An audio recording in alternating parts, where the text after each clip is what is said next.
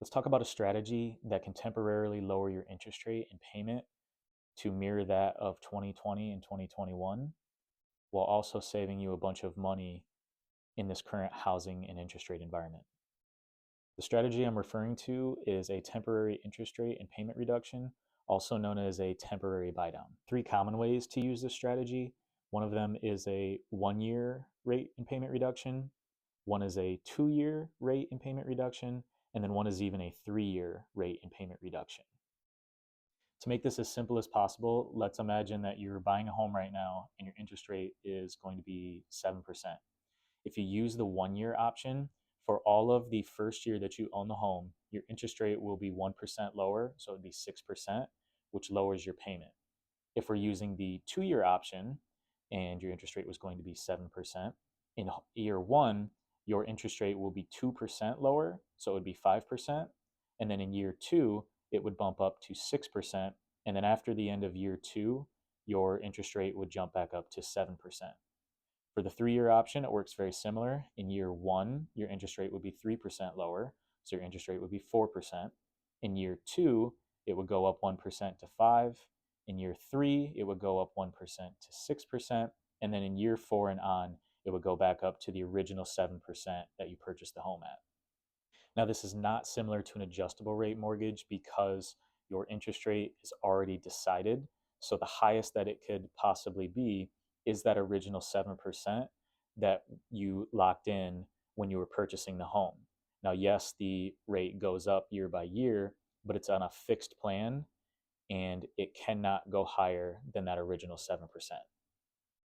Why I think this is a really good strategy right now is because it'll allow you to buy the home that you love now, not lose out on the appreciation while waiting for interest rates to drop, and still taking advantage of those savings year by year by having a lower interest rate. And then what it does is it buys you time for when interest rates eventually do come down to be able to refinance into a lower fixed rate mortgage.